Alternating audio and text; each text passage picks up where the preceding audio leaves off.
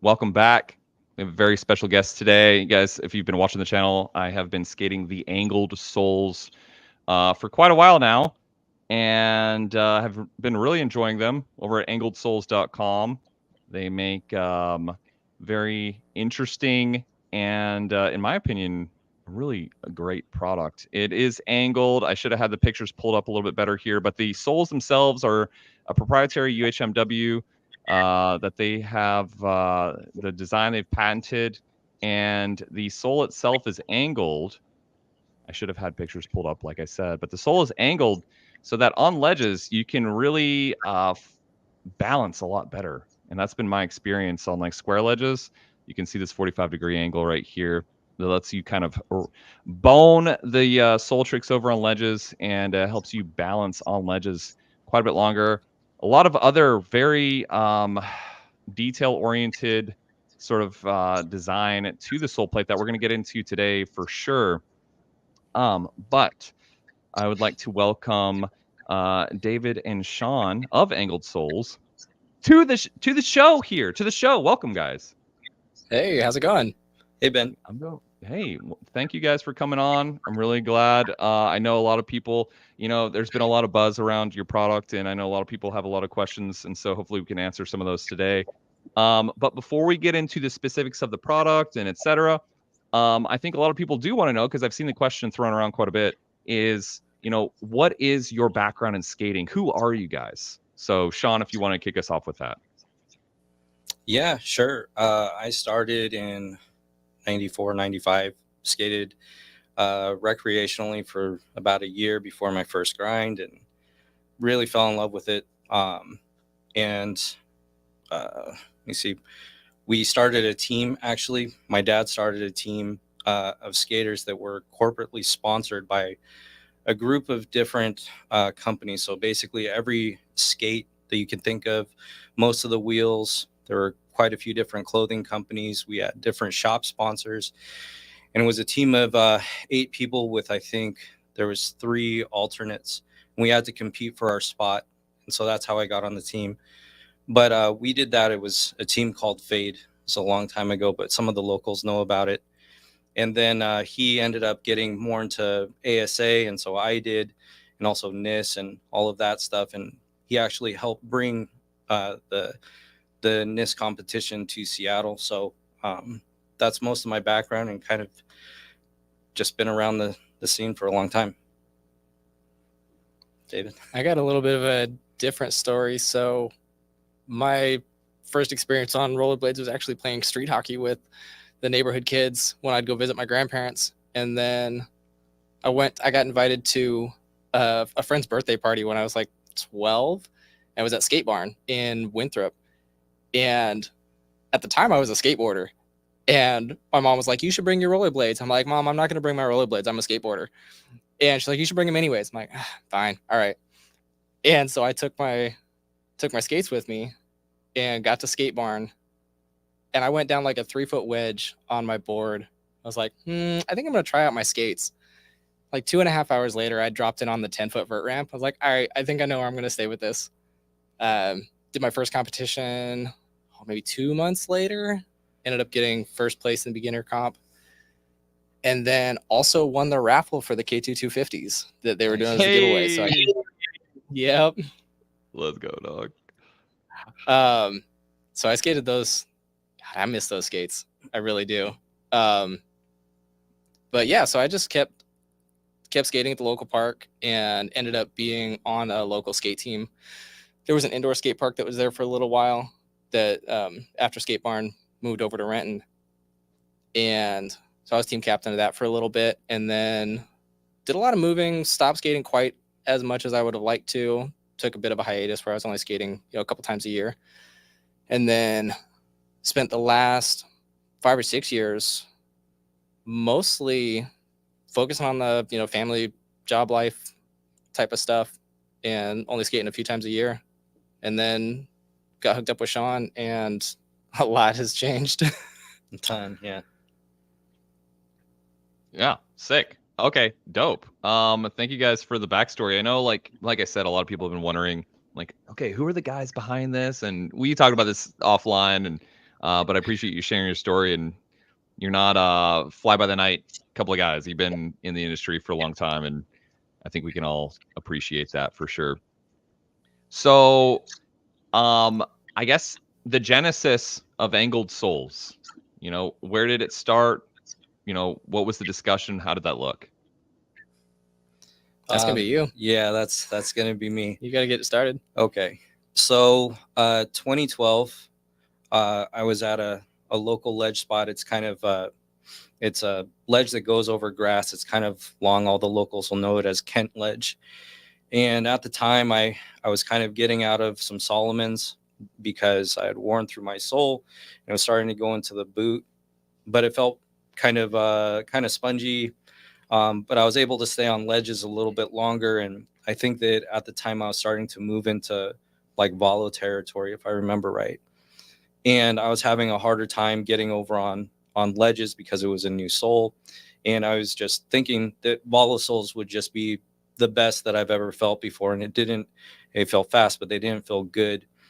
And so I sat there with both of my skates there on the ledge, and I just kept on looking over at my Solomons and thinking about what they're trying to actually tell me that they couldn't actually tell me because they didn't have the structure to tell me the whole story of how they wanted to look or wear. What the skate was trying to tell you. Yeah, what the skate was trying to tell me. Thank you.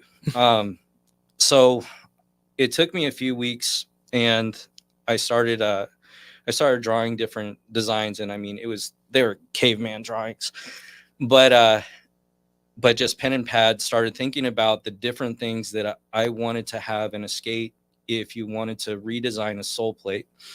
And it did start off with, just the angle on the ledge, having basically a regular sole angle, a ledge angle. And then I started thinking about, well, my Solomons, that part of my sole was so thin, the width of it was so thin because of all the wear from falling and everything else. I wanted something to protect it. And so that's where the protection angle came into play. And I also wanted to fit it so that it slid really well, so you wouldn't have to wear into your sole at the time. And then I started thinking much more about the backslide. And the backslide took me actually the longest because I was thinking about kind of the imbalance that's happened with modern skates. So there's with Favres and Royales, well, we'll just say torques and backslides, so it's much easier. Torques are much easier on modern backslides, and we'll get into that. But if you look at the older skates like the K2s, the old Majestic 12s, Solomons even, right? The backslide was actually much easier, and they're harder to torque it. And so kind of the pivotal point that I started to take notice was when the Razors SL came out, and their whole pitch was going to be, you could set it on a rail and you could just leave it there and would balance by itself. And that was mind blowing to me. However, like, I understand the concept that it was perfectly balanced, but in real life, how it works is everybody, no matter who you are, your frame is going to wear down faster. So you're probably not going to jump on straight boot down that for that millisecond. It's going to be on your frame for just a little bit longer. So over time, your frame is going to wear down. So it's not even anymore. You don't have an even platform, even if you're using, their Featherlight 3s with the backslide plate. So what ends up happening is there's a lower lip of the backslide and there's an upper lip of the backslide. So over time, you end up just creating this balance point off of the bottom lip, and you never get to the top lip, which means that you have a skinnier platform to have a backslide on, which is great for torques. So if you look at modern skates and you look at your own skates, you look at the wear patterns, you'll see that that's where your wear pattern actually is. And that's great. It gives you clearance for torques. It's great. However, for most people, I can't say for everybody, I'm sure there's a handful of guys that I can't think of right now that can just backslide that are insane at it. But for the most part, if you look at our industry, backslides have definitely fallen off. So I wanted something that was going to give a wider platform on the backslide so that you could hold a backslide and at the same time not be in a position where your torques are hindered. So that's where we came up with, actually, let me just grab a skate real fast. Here we go. So that's kind of where I came up with this concept. Let me see. You're probably going to have to bump me in or something, Blake, if you're back there. My stepson's doing this, by the way, at his studio. Blake, can you switch the camera? Okay, there we go. All right. So this might be a little bit harder than I thought, but getting it lit, we can't see. Yeah, that's going to be hard. Here, let me offer some extra hands to get this. No, it's okay. Lit. Yeah, give me the you want it? All right. No. Point the camera at Sean, but yeah, point the camera at him. Okay. There we go. All right. So this is a used one, but basically, if you look at our backslide, tilt it this way. Which way? This way. If you look at our backslide, you'll see that there's daylight. Maybe it'll be easier if I just go like Actually, this. that's a really good position. There'll be daylight here, so it allows for clearance. So you're mainly going to be grinding along here, and it works as a funnel because the upper lip is going to be much wider than the lower lip. So it's kind of, it funnels you actually into it. So some people have like FARV positions that are really bad, you know, and they need to work on getting it more towards the middle. You know, and vice versa. Some people like to royale way back here. This will allow you to do that, but if you want to, it will actually funnel you back in place. So what it also does is it allows for rotation. So any kind of like pivoting type of tricks like royale, alley, topsoul, it allows a smooth transition without jumping.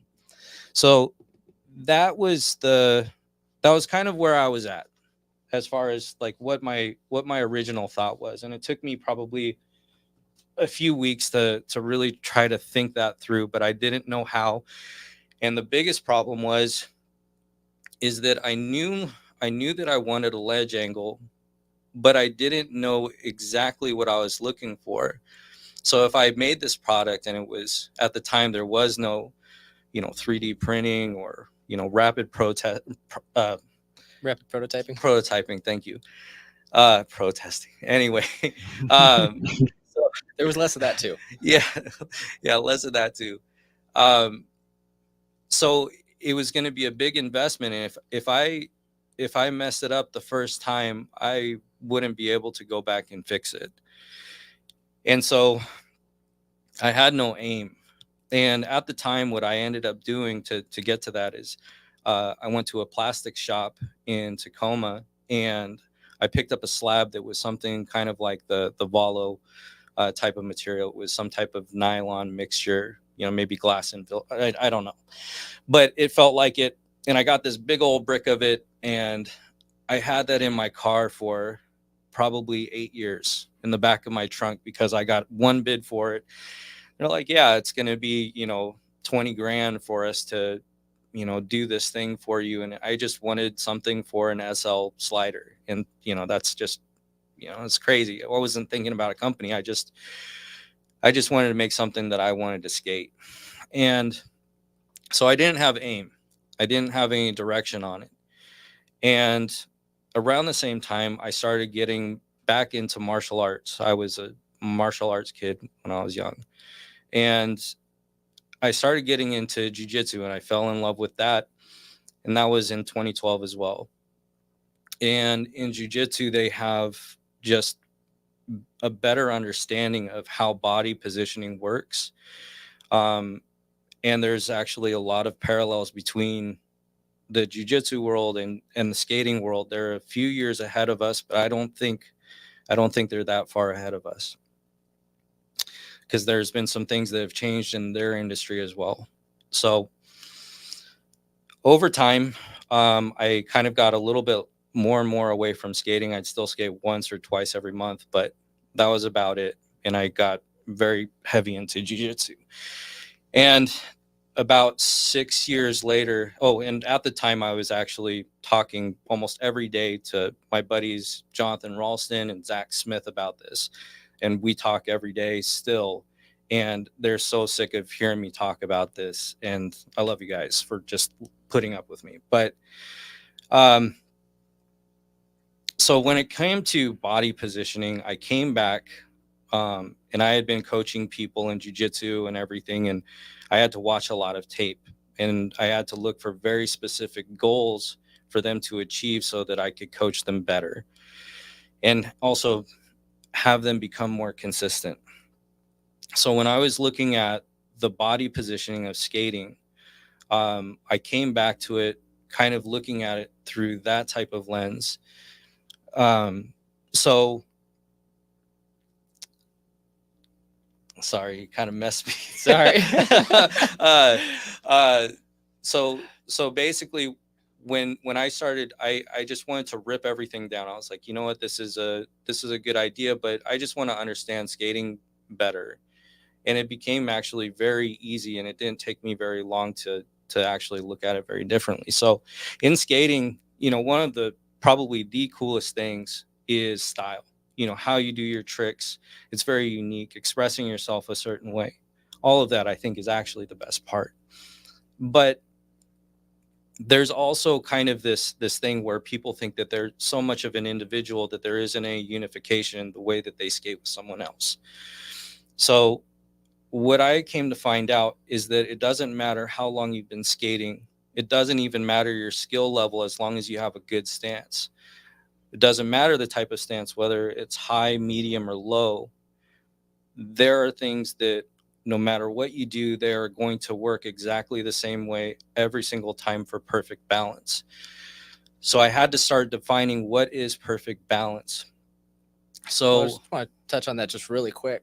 I mean, it sounds like what you're describing, and we've talked about this a million times, sure. But skating is, relatively speaking, a young sport. But if you compare it to something, like, figure skating or any Olympic sport that has form, like, you can have style, but if you go and you spend, 10 years learning how to figure skate, they're going to teach you how to hold your dance, anything like that. There is proper form, and then you layer style on top of that. There's going to be different positions that you just can't accomplish unless you understand the physical fundamentals of body positioning, and then you got to layer your style on top of that. And that's something that we haven't really seen a lot in skating, because it's everybody's just doing their own thing and trying out what works, and we're looking at that as cool style. But it sounds to me like, and we've talked about this a bit, is kind of peeling that style off and say, cool, what's the foundation that we're standing on? And does the foundation work? And how can we improve the foundation before we layer that style on top? Exactly. So let's kind of break this out into skating as far as perfect balance on grinds into a few different parts. All right, so let's go over the first one. So let's take an obstacle, because on skates, right, like they're perfectly balanced for they lock in perfectly well for rails, right, or coping boxes. So let's just take a rail, and to take any kind of variation out of it, we're going to make this a straight rail. In your own mind, doesn't matter what it is. Doesn't matter the height, doesn't matter, it's just straight. So for perfect balance on a soul trick or a topside trick, to have your center line is the line that separates your two halves down the center of your body, is to place your center line over the rail, over your foot. Doesn't matter, the quicker you get to that position where your center line is directly vertical over the thing that you are grinding, you'll have an easier time balancing. And if you keep your center line over the end of the rail, you will actually finish the rail perfectly. That's how it works. Now, there's any questions on that, Ben, before we move on? No, I think I'm hoping everyone's tracking. I know I am. So shout out in chat. Oh, we're gonna save questions till the end, but if you have like relevant, pertinent questions on the specific topic we're talking about, feel free to throw them out in chat. I can't promise that I'll ask them, but feel free to throw them out. If that makes sense. Go ahead. Yeah. No, good. So we understand the perfect balance for grinding on soul and topside tricks on a rail, right? But you also have to differentiate the balance of the grind versus locking in. So when you lock in on a standard soul grind, right, you're going to start on your primary hip, which is going to be the same hip, leg, and foot as the soul that you're using. And then you carry on over to your center line. That's why it's so easy to rack on rails, right? We've all done it. Now on topsides, it's the exact opposite. So when you're going to lock onto a topside, you're going to put your secondary hip over the ledge, over the rail, whatever that obstacle is, and that'll allow you to lock in very easy. That's why when you go up to a ledge and you're checking out your topside and you slap it on, it's your secondary hip that's actually over the ledge when you do it. It doesn't matter if your foot's in the front or the back, but that's the easiest way for your body position to actually lock in. And then the idea is that over time, after you're locked in on a topside, you're able to drag yourself over the center line to achieve perfect balance. Now, the problem that we have with kind of the flat soul plates is that, you know, it works great on rails, works great on coping, but it actually is built wrong for ledges. So on ledges, we've all ran into the slip out problem where we start on the primary hip being over the ledge, and as we try to carry to our center line to make it feel much more balanced, you slip out. And that's a problem that everybody's had. And you have to skate ledges differently. There's a ton of different tricks to basically stay on your skates by like internally rotating, you know, your leading shoulder. There's a lot of little tricks that you can do, but it's not right. So that's pretty much it on the soul stuff. And the thing is that we wanted something that was going to be, you can start off on ledges, and it actually is transferable knowledge to rails. We see this all the time where like ledge guys, they can't skate the rail, they undercommit all the time, and then rail guys that are real rail heavy, they come over and they skate ledges, and a lot of them don't really like the ledge because it feels wrong to them. So you kind of see it on both sides. But this would allow, if we were able to achieve this, then you could do it both ways, and your body position would be the same every time, and you wouldn't have to second guess it. So everything's familiar. So you would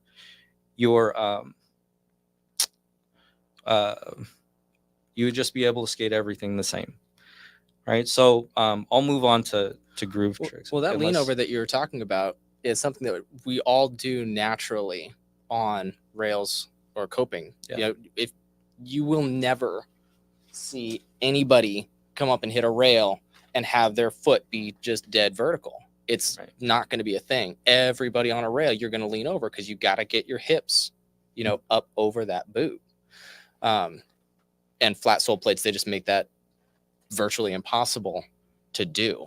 I mean, you do see pros cheat it, fake it, pull out God mode. I don't know. Julian Ba, he's great at it. Yeah. But as far as kind of your average rider, it is really difficult to force it over enough, and it's not smooth.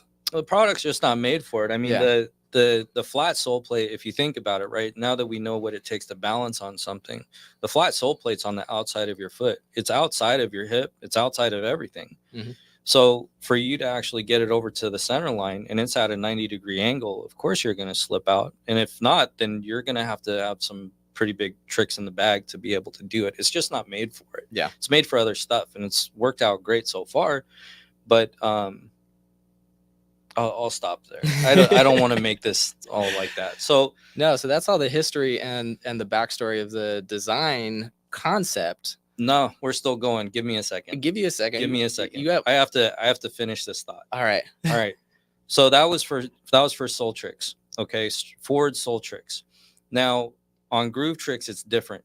Okay, so on Royales or anything where your shoulders are basically parallel with the ledge, it's going to be your shoulder line. So if you can think about basically a point in between the front and the back of your shoulder and taking a rod and sticking it directly in the middle and shooting out the other side, that line, that is your shoulder line. So if you put that line above the ledge and you're sideways, you're going to finish that rail, ledge, whatever it is, every single time. That's going to be your perfect balance point. There's definitely a big cheat there that a lot of people do. Okay, we're talking about perfect balance, not that you can do it, but perfect balance. When you start to rotate your shoulders like a lot of people do on farbs, front sides, whatever it is, you can do that, but now you're starting to fight rotation. So you have like one of your feet kind of fighting for it, whether it's the front or back foot, but now you kind of have to rudder yourself around. Okay, so that's groove tricks. Alley-oop tricks are kind of a weird one, all right, because it kind of takes both of them into account. So on an alley-oop soul, you can kind of have it your back completely towards the direction that you're going, and that's where it's going to be center line. But it's scary. So as you get better at alley-oop souls, you're going to twist. Now, as you twist your spine, and some people look through the window, whatever it is, now it's actually becoming your shoulder line again. So these are things that you can look at through any skate video. You can look at your own clips that you actually landed correctly. And you'll find that all of this stuff is true. And one last little thing is like landing lava or whatever side of the rail that you want to land on, you just put your head on that side of the rail. So that was the perfect balance story. So now I had aim about 5 years ago or whatever. So then I'm walking into shop task at around COVID times or whatever, and there was Kevin Dalgard that was working the shop, and also Megan Peterson, and we started talking about this. And Kevin told me, he's like, "Hey, you need to reach out to David." And I was like, "Oh, David Radford. Oh, yeah, I've seen him around." He's like, "He's good." And then he was like, "No, he's making frames that aren't using the core system, and they aren't breaking, and he's also making some crazy ski thing. You need to talk to him." So I basically reached out to him on Messenger and just said, "Hey, what do you think?" And kind of drew him a real caveman rough draft of what I was thinking. And he was like, "Yeah, come over." And I drive up to his house. I was nervous as hell because I remember the first interaction where they were like, "Hey, 20 grand and all of these different things." I had a lot of emotions going through my body. But from there, I'll just let you talk from now on. Oh man. That's funny to hear that side of that perspective, because I always felt like in the local skate scene, I was a little bit of an outsider. I mean, I had my couple of guys that I like to skate with, but there's like the core cool kids, and I was never one of the cool kids, or I didn't feel like I was. But Sean was one of the cool kids, and so he's downplaying. He probably doesn't like to admit it too much, but he's a little bit of a local legend. He's got a good name, good reputation. And so I actually felt a little kind of starstruck maybe when Sean reached out the first time. He's like, "Hey, I got this idea." And I'm like, "Sean Carter's reaching out to me? What? Why?" But he told me about the idea, and I looked at the design. I'm like, "This is super weird. Let's do it." And I'd been dabbling with 3D printing for 8 years. And I'd done a couple of different designs for various electronics projects. And a different friend of mine had reached out for prototyping a really weird ski board frame design. And so when Sean brought the idea to me, I was like, "All right, well, I got my 3D printers and I've got a background in 3D art and animation and 3D modeling. So let's give it a shot." And at this point, we hadn't, at least I wasn't aware of there being any idea of turning it into a company or making it an actual product. It was just prototyping. And I like the creative side of things. I like the problem solving and figuring out how to accomplish something that's really difficult. So the first couple of months, Sean kept kind of tapping me on the shoulder. He's like, hey, so when we take this to market, when we do this or that, where are you at? And initially I was like, no, I don't want to do that. I will help you with the prototyping and I will do all the design work and everything. But the second it just becomes routine, sign me out. I don't Initially, I just wanted a soul plate for myself. It wasn't anything else. Yeah. Yeah. After we got a little bit further along is when it started to turn into something real. So the first several versions were completely modeled by hand. I mean, they're all modeled by hand, but they were a very interesting problem for the SLs here. I'm going to grab this boot here. It's not a standard, fitment for the SL. You've got all these, little tabs and grooves and things that the slider needs to fit into.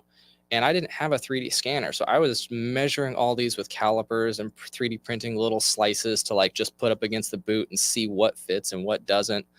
And so the first SL sliders, and Sean actually was downsizing to a 6.7 shell at the time, which is smaller than I ride. So I got the whole thing to fit pretty okay. And we started playing with the different angles. And so I'd tweak something and then print them up and give them to Sean, and he'd try them, or he'd have John L try them.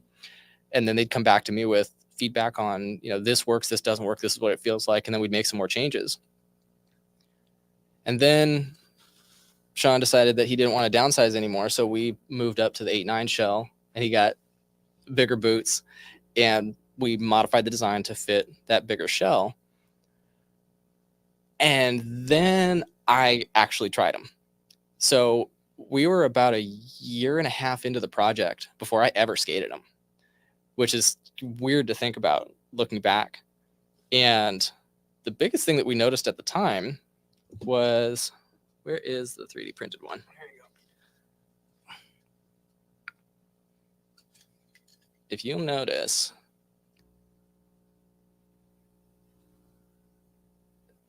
this is the 3D printed one that I skated at about a year and a half in. And you probably can't even see the angle because it is minuscule. It's almost non-existent. And that first session, skating this, so this was at like 9 degrees, just barely even bent over.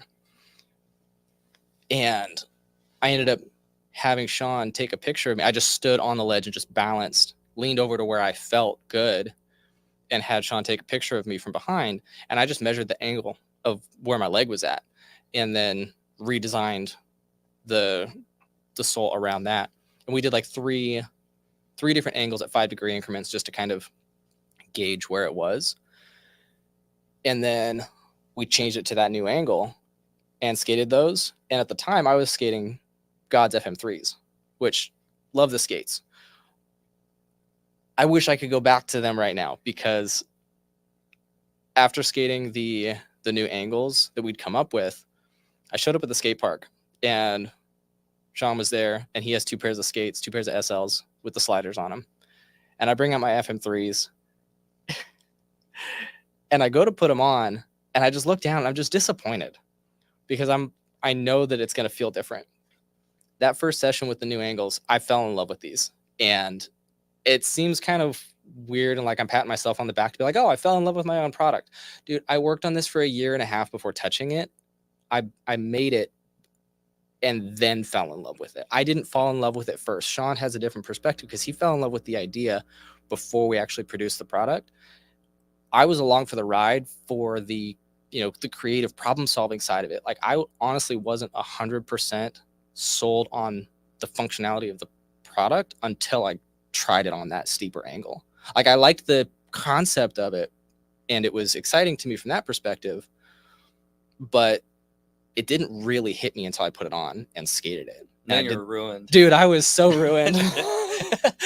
No, I think after that first session, I think I've skated my gods like 3 sessions, and that's it. I actually I had a pair of SLs, Aragon 2s, original Aragon 2s, and I pulled those out of retirement just to be able to ride these soul plates. And man, from there we started talking about how we wanted to bring this to market, and because then I was sold on it. It wasn't just I want these for me. It was like, no, the industry needs this. And so we talked about, well, hey, could we do injection molding? And the price tag is insane. So we went down the road of, hey, do we want to 3D print these?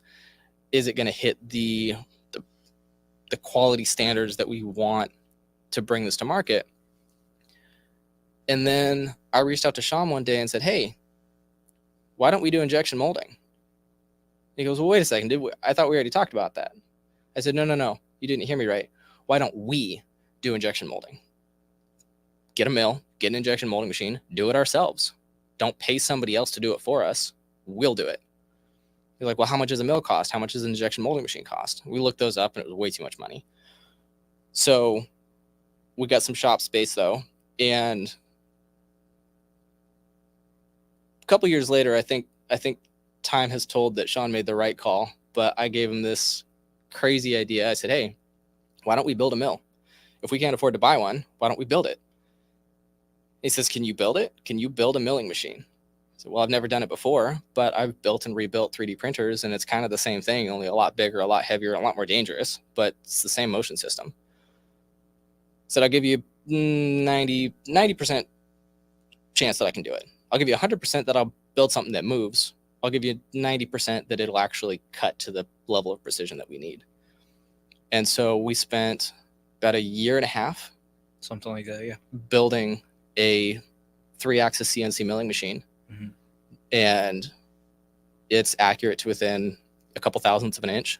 And so that's actually what we machine all these parts on. And when we started finishing that up, and I was going to be like, all right, well, let's start building the injection molding machine. Those numbers scared me. I didn't want to be dealing with building a machine that was trying to safely handle, 20,000 PSI. That just didn't seem smart. So we settled on UHMW, and so we ordered a couple of smaller blocks of it and machined the first couple pairs out. And man, that was exciting, going from 3D printing to UHMW. Actually, let me say something. Yeah, step in. So the first 39 pairs of SLs, those were all skated. And by the way, John L., you're the man. Like he skated them like so hard and like for so long, and he kept everything under wraps. His social media was like he was a ninja for us. But anyways, the version 40, that was when we switched over to Virgin UHMW. Yep. Yeah. So we'd skated a lot of different versions with the 3D printed, and then switching to UHMW. The experience was night and day. The speed, the durability, just the feel of how, when you hit rail or coping or whatever ledge, it was really nice to make that switch. And we thought that was, going to be the end. Like, all right, we switched to UHMW, we're machining them, we're good. Let's just, make the website and start taking orders. And while we were getting all that stuff set up, we had already selected the team and they were riding the UHMW, and we saw that it was just burning out too quickly. So even though UHMW has kind of this reputation, not just in the skating industry, but Josh too. Oh my gosh, he burnt the hell out of those souls. Yeah. UHMW is known for being a very durable material, and we were just eating through them. And I say eating through them, they were still lasting longer than stock soles, but they were, what would you say, 2x? Maybe 2x? Maybe. And that just didn't quite cut it for us. So we actually reached out to a UHMW manufacturer, and we had a custom blend derived specifically for us with skating in mind. So we worked with their engineers to figure out what would be the best blend for, durability, fast sliding to put on a skate. So okay, if I add something on this. So on they kind of had like their top 20 blends of how to make something more durable, but we kind of went through all of those, and with every additive it made the UHMW properties like weaker. Like it couldn't be that you kept whatever it is, the durability or whatever it is on certain things. It would just get watered down with certain things.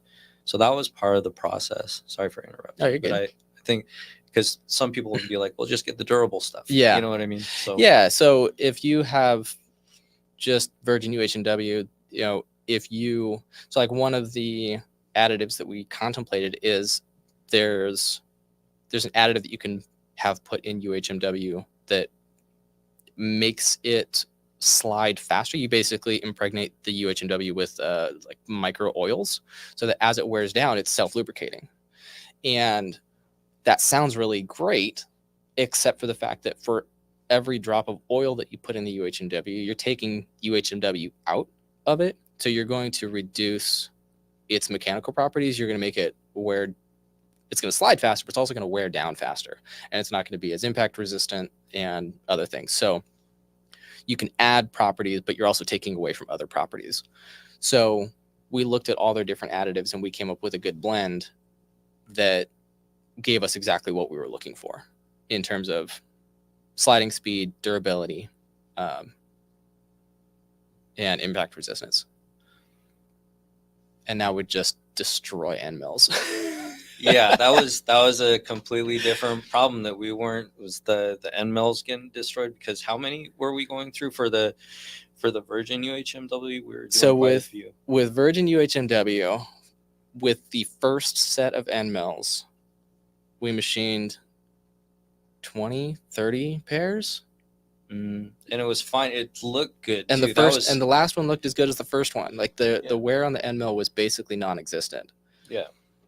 When we switched to our proprietary blend, now if we get 15 pairs before it starts looking really bad, we are happy.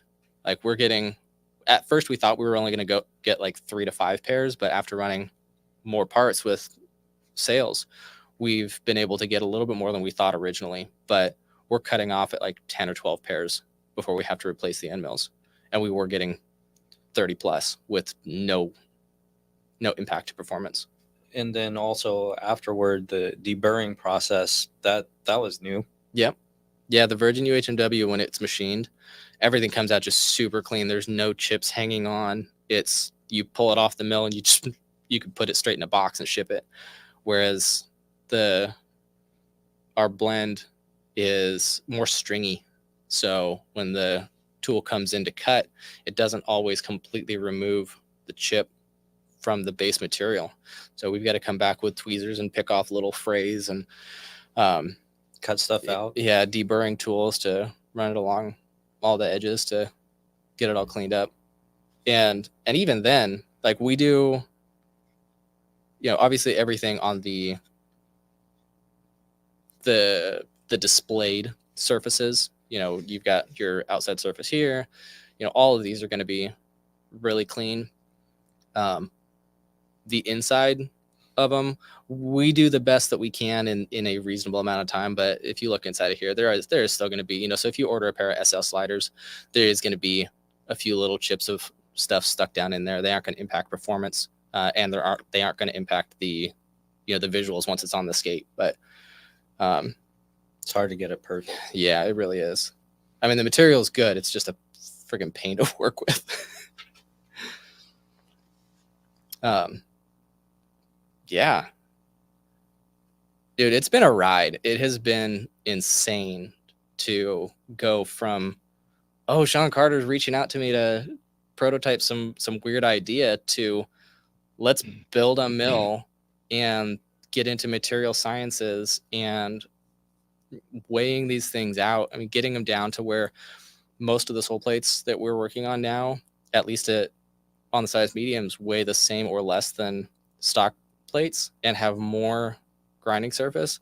It's been really exhilarating to just every single step of the way, figuring out something new, meeting new people, and getting feedback on these. I wouldn't trade it for the world. Just everything that we've been through. Like, honestly, if the whole industry just said, we hate Angled Souls, we're not buying anything, and we just, dude, Sean and I would still walk away today grinning ear to ear with what we've accomplished. Yeah. Like, I wouldn't trade it for anything. Yeah.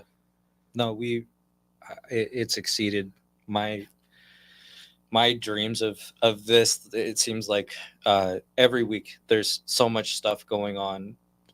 I don't know what season we'd be on, but it'd be up there if this was a TV show. I mean, so many things have happened just since we launched, and tomorrow's our 5-month anniversary, which is a weird anniversary, but we opened up on Halloween, and to be honest, we probably opened up a little bit too fast, but it worked out for us. Yeah. So. Okay, sick. I think there's still. I thank you so much for sharing that. I think there's still a little bit of an echo, so I'm going to make this quick. Yeah, I'm going to switch over. Honestly, I think it's cool. It's going to make my question quick, and then I'll let you guys go. Or I'll let you guys talk rather. A lot of people, one of the biggest things I hear is that, hey, why am I paying so much for free or basically broken in soul plates? Can you address broken in soul plates versus the angled technology? Oh, we can do that a lot of different ways. You can do that one. Well, I'll hit it hard, and then you tell me if you want to clarify. 2 things. Number one, broken in soul plates are rounded over. So, when you have just a worn in soul plate, you're going to have, it's not going to be flat. I'll get my camera the right way. It's not going to be flat angle. It's going to be flat and then this bleh, so you don't have this platform to snap into. You're never going to hit that perfect balance. So with the angle actually machined on there, or injection molded if we go down that road or whatever, but having that angle be flat, when you jump on, when you hit that angle, you know it. And Ben, you've experienced it, you commented on it, that when you're not on it, you feel it, but when it hits, you know that it's there. So that's kind of the functional piece of it. To achieve that angle, you can't even do that on stock souls because there isn't enough room in the soul plate. Well, and that's the second piece that I was going to talk about, is that, part number 2 is that I've seen a couple people online be like, oh, I'm just going to take them, I'm just going to take my stock soul plates and just hit them with a belt sander until they've got angled souls. Dude, you do that, you're going to have 0.5 millimeter, like a 1/16 of an inch of space of actual material before you burn through the soul plate and start hitting the boot. This angle has more wear material than any aspect of a stock soul plate. So not only do you have that balance point, you've got the material to back it up to wear through. So yeah, you could just take a belt sander and make a pair of stock soul plates look like angled souls. They'll last you 3 seconds. I mean, if you just want to do one grind and you've got a pair of burnt soles, like, you knock yourselves out, go hit it with a belt sander, and then call us. So yeah, you've got the functionality side of it, and then you've just got the fact that this product is designed for that wear, whereas stock soul plates just aren't. Gotcha. Yeah, thank you for that.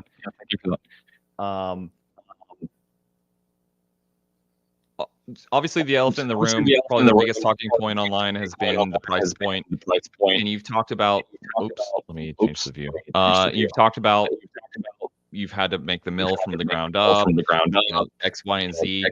But can you talk to the viewers about the price point and why the price point is what it is? Absolutely. And not to make you guys hold on any longer, but I want to thank all of our customers for, you never got an explanation on any of this shit. We have the most awesome customers. They just were like, yeah, it seems like a cool product, I want to try it. And they just bought it. You have to go through a website. You can't go to a shop, whatever. They did it. But so price point. I think the only thing that I'd like to just, preempt into this is that everything that Sean's going to go over, a lot of people are talking about, like, oh, well, they got to make, return on investment with their R&D and everything. No investment, no recuperation, no time from the development. None of that is factored into anything Sean's about to say. Yeah, that's all. Yeah, that I know my wife's watching, so sorry, honey, but like but yeah, this is us just day to day what it's going to take for us to move forward. So um when we started talking about price, because the biggest hurdle that we had was is that we can only make about 40 per month, and that's with both of us working full time. That's not many pairs. So that's the first thing. I mean, if we are doing just, all sliders, which will never happen, then we can create a little bit more. But our main product are the full soul plates, and that's about 30 to 40 a month if we're If we're completely, pushing pretty hard, yeah. and we don't make any mistakes. That's Yeah. another big one.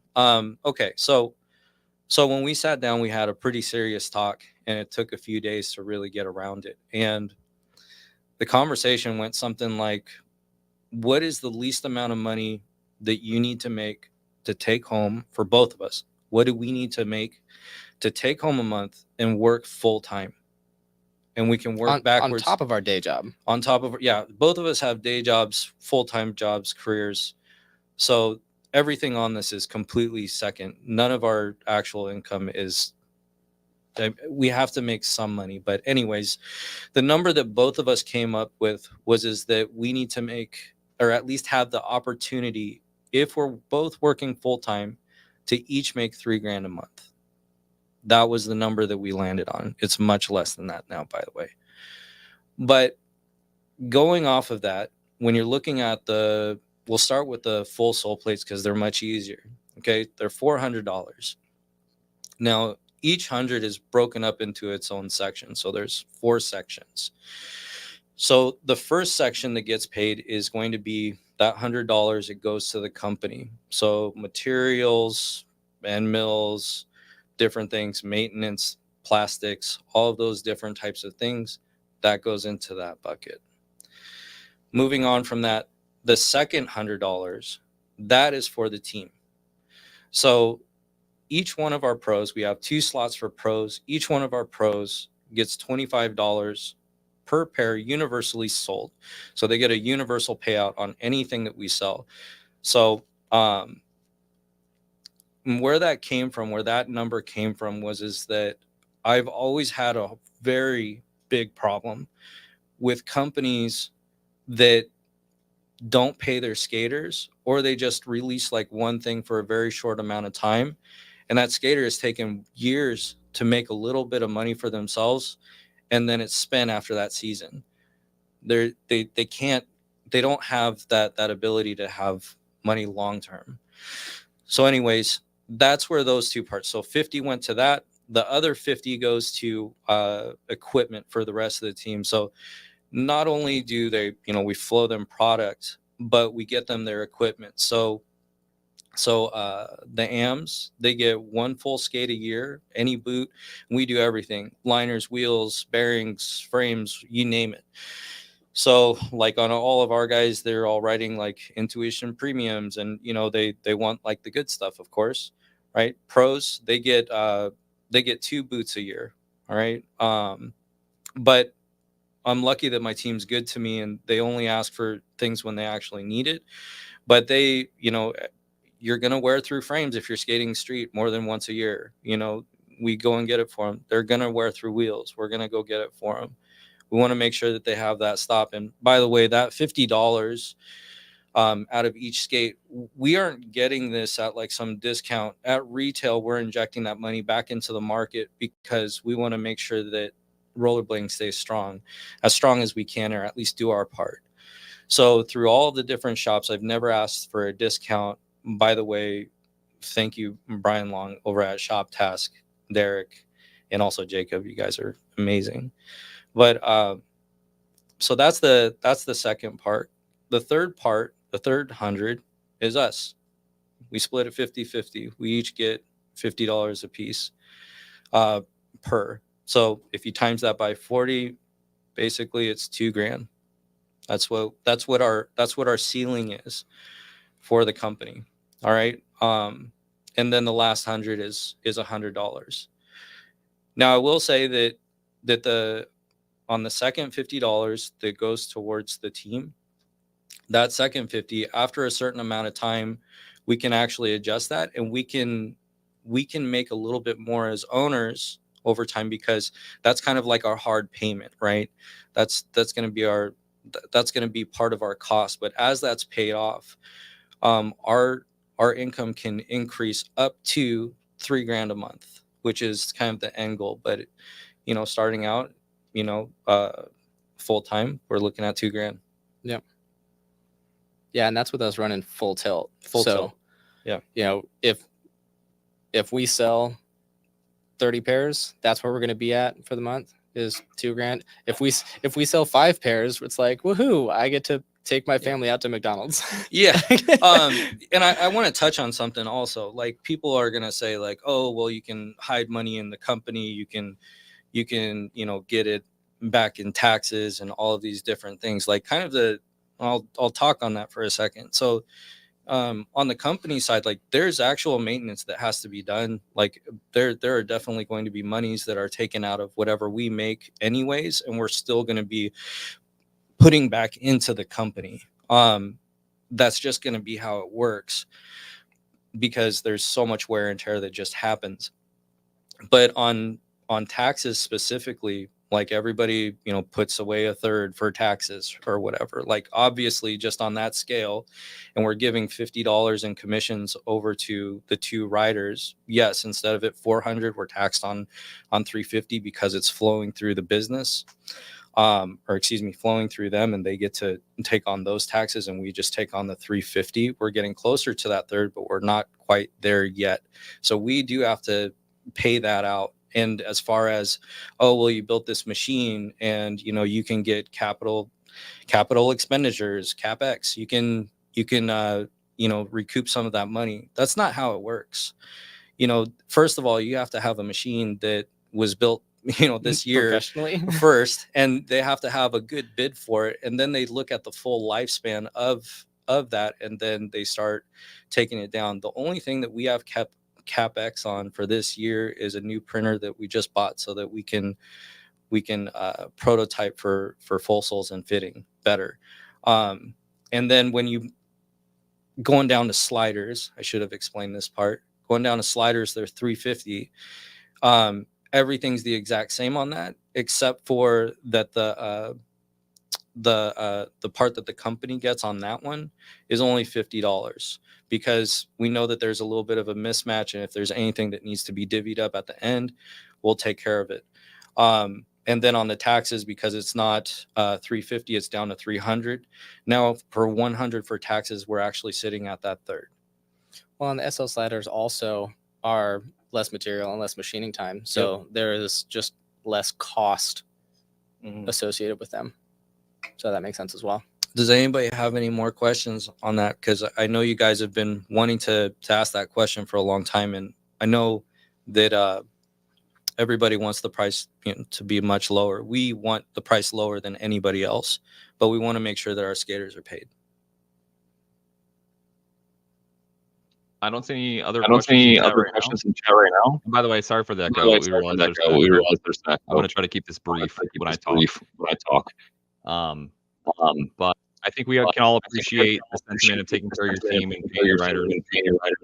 And that's a very commendable thing. And so I think you did a great job of explaining that. So I appreciate that. Tree had a question. Tree. Is it true the angle design was patented? If so, what is the reasoning behind that? It's a great question, Tree. Yes, it's a real thing. It took a very, very long time. Over the course, I fired one lawyer in the patent and another one after the patent was done. We had different teams to actually get it done, and it took us, I want to say, what was it, like a year and a half, 2 years? It took a hell of a lot longer than I thought it was going to. It sucked. It wasn't fun. Water. Yeah, no. Actually, would you grab me some? Yeah. Perfect. Thank you.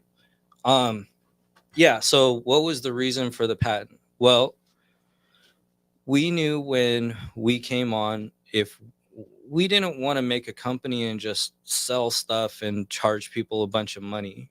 Like, that wasn't what we wanted to do. We wanted to make a product that was so damn good that it actually made skating better. And we still truly believe that. So the patent came in is that if we made an angled sole for another company, it would take so much investment up front, and then we're waiting on that investment to come back to us, and we're trying to be hopeful that that boot company doesn't go out of business, they don't discontinue the line, nothing happens to the molds. You're dealing with China, there's a lot of different things that can happen. So the reason that we created the patent is that we wanted to do boot deals with boot companies. So it was on us to basically make it as good as we possibly could, and always having kind of a premium line. But I'll grab that in a second. No, that's good. But we wanted to be in a position where, because it performs so good, that we can get boot companies to basically buy into their own product, and we can do like a value add on it or something along those lines. Well, and it also protects the research that we've put into it, in terms of like, we spent so much time figuring out what angle was right, how much space you needed on the ledge angle versus the sole angle, like the geometry. You know, it seems like, you can just look at this and be like, oh, you got a flat spot, you got an angled spot, good, call it. Yeah, it's easy to fuck up. Yeah. Oh, it's really easy to mess up. So in terms of this, like, we could have just been like, hey, here's the thing, and then have other people copy it. But when we bring this to the market, when the market picks it up, we want to make sure that it's right, like that all of our research doesn't just get swept under the rug with inferior angles and geometry. Like, we've spent a lot of time perfecting this, and we want to make sure that is what makes it to the market, not just this new idea of slapping an angle on it.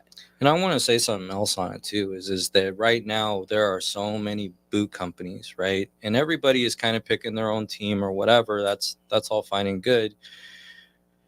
You know, putting in so much investment and then being married to a boot company, like it's kind of, it wouldn't be fair for the other companies to go and do that. Or, you know, if we just came out with just one. But at the same point, like, we didn't want to be married to a boot. We wanted to be able to make this for whatever we wanted, as long as there wasn't a patent in our way, you know. And that was really where it came from. By the way, like, you know, there's a few skates that we can't do. Yep. You know? So there's like the rollerblade blanks. We can't do like the Can't do the razor shifts. shifts. Yep. Yeah. I know I'm missing like a bunch right now, but probably. But we've got a bunch of skates that we really want to do. And we want to make sure that we're able to make that product, and hopefully we get some boot contracts. We are working with Undersoul. We're at the kind of the tail end of that. Ryan Masterson. Ryan's awesome to work with, by the way, great guy. He's going to start doing 3D prints for us to make a lower cost version of this in a 3D print form, and it'll be shipped globally. So wherever you're at, he'll be able to ship them. You know, there's definitely like international taxes and fees and all of that good stuff. But the point is that we wanted to make sure that we made it the best that we could first, and then we could start making it for everybody. You know, so that was kind of the overall idea. Yeah. I mean, not everybody's going to be able to afford a premium high performance product. I mean, you look at any industry, and, you know, look at downhill mountain biking, racing, anything. And yeah, you can spend an enormous amount of money on a super premium product, or you can buy the cheaper one that's still pretty dang good. It's better than stock, but it doesn't have that, you know, nth degree of refinement or precision or whatever the case is. And so, you know, we wanted to make sure that with this being so new and revolutionary, controversial, you know, any word that you want to put to it, we wanted to make sure that we came out with our strongest foot first, you know. Bringing out, and that was one of the big reasons that we actually decided not to go with 3D printing for our first round, is that it is good. It is, we all skated them, and we skated them hard. They are durable, they last, they don't have quite the material properties that we're really looking for at that premium level, and they don't have the visual refinement. It looks like a 3D printed part, which is fine, but it just doesn't have the same polish that we wanted to come out with day one. Yeah, and I wanted to say actually something a little bit more on the business side, because everybody's going to want to know about money, and when these come out, they are going to be a little bit more expensive. They'll be somewhere in like the 100-pound range, because as it sits right now, he's selling his um not Fifth Elements, Majestic 12 soul plates right now for, I believe, 65 pounds, plus whatever additional taxes are on that. But he has they're a smaller type of soul plate. And so he's able to basically get away with less material. These are going to take more material. His costs are going to go up. And then we have our own costs associated with that, because if you look, he's actually very cool the way he has everything structured. He has a transparency page on his website, and Undersoul, Undersoul. .co.uk. Undersoul.co.uk. Yeah, and that's where Tree's frames are actually made. He makes them for him for the core system. But basically the way that he does it is that he wants to be able to pay his riders. I believe the Tree's on there, and then he's looking to pick up some other people. I don't know who they are, but we didn't want to come on board and hinder any of that or take away from Tree or anybody else. So what we basically started making the deal around was this idea of is that if he's making angled souls, that his team should also profit from that, because it's not taking any time away from them. We want to make sure that everybody's kind of in on the deal. And speaking of that, our profit in that deal is also split up with all of our team. So it doesn't matter if you're AM or pro or whatever. If we get boot deals, that's actually our priority as well, is to pay out our team, because this has been a true team effort. Everybody on our team has done way over what they needed to do, and I trust all the guys. I mean, John L, I mean, he's crazy. Alan's crazy. Yeah. Adi's crazy. I mean, all of them have been just awesome to work with. We just recently started working with Cody and Jad. Yeah, Jonathan. Sorry for calling you Jad. But everybody has been putting in time into all of this. We've all put in hard work, so they all deserve to get paid. Well, and I want to highlight the earlier members of the team, John L, Alan, Adi. It's really easy to find people that you give them a product and just say, hey, try it out. And they'll come back and say, yeah, I like it. No, I don't. It's really hard to find people that will work with you to articulate how to improve the product. Yeah, I like it, but I wonder if this needs to be tweaked. I wonder how it would feel if you adjusted this or changed this angle or changed this width. And everybody who's worked with us on this so far has just gone way above and beyond. And that's the real hallmark here in these people that we've chosen, is that's where it really takes energy.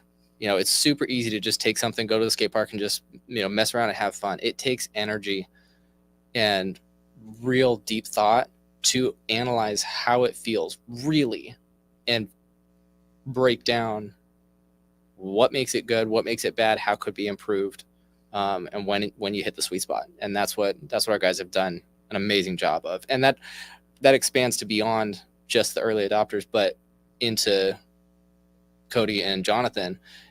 They're more familiar with it, being YouTube, content, product reviews and that sort of thing.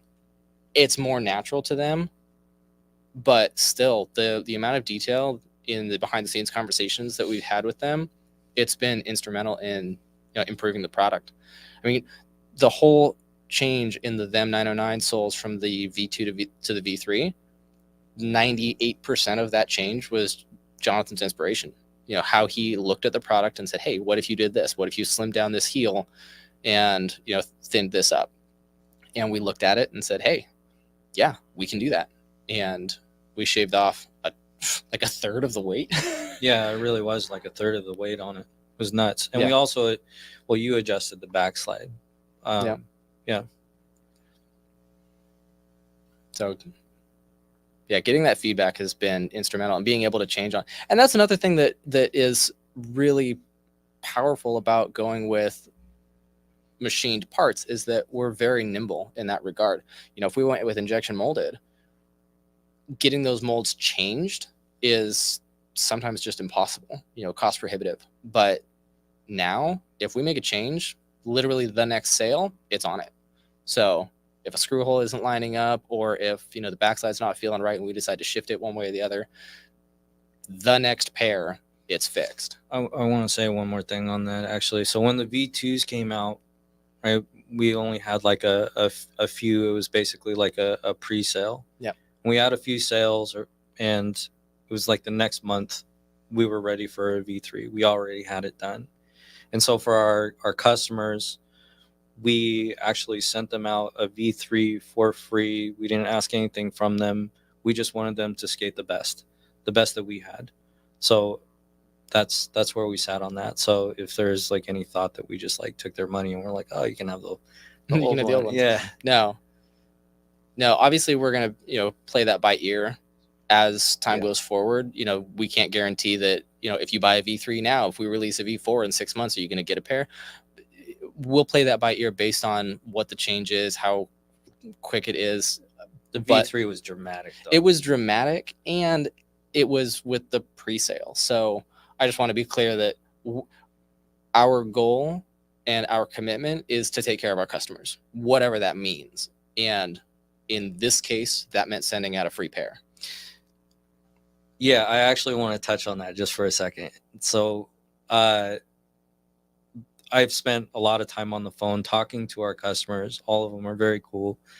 But they're like, oh, you know, I'm having trouble getting over. I'm actually having trouble completing the ledge. Everything feels really good, but I'm still not able to complete this long ledge. So I have them send me video, and I actually coach them through it. And time again is that if you look at it like a ledge and you just tilt your foot over and you expect that to happen, it's going to be the exact same on a rail. Your body position's off. So we're all kind of like in this bad relationship with ledges. We've been treated bad for so long that, like, you know, we flinch every time that we're going to actually jump at something. So I think that if you do end up buying a pair, you know, that's one thing to really keep in mind, is that you really have to get over the ledge. Ben, please help us. Oh, for sure. I know there's an echo, so again, I'll keep this kind of quick. But Dude, if you want to talk, I can just break my audio. Yeah, so break the audio. Yeah, I'll break my audio and you talk for a minute. Okay.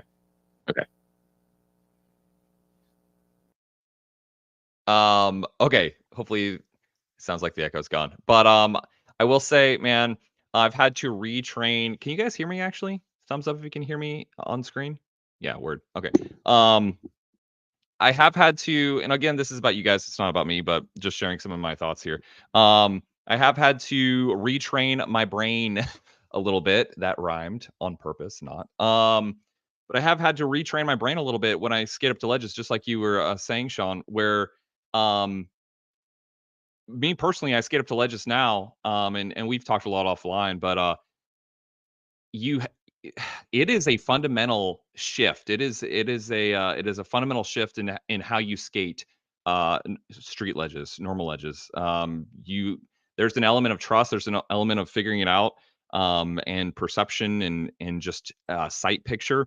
But I find that when I skate up to when I skate up to ledges with the angled soles, and I just Ben, you're skating a rail. Just bone it over like you were skating a rail. Jump on top of it like you were skating a rail. It tends to go much better. And so that's been my experience with that. And pending any comments or responses on that, did you want to reply? Because I know we have a little audio back and forth.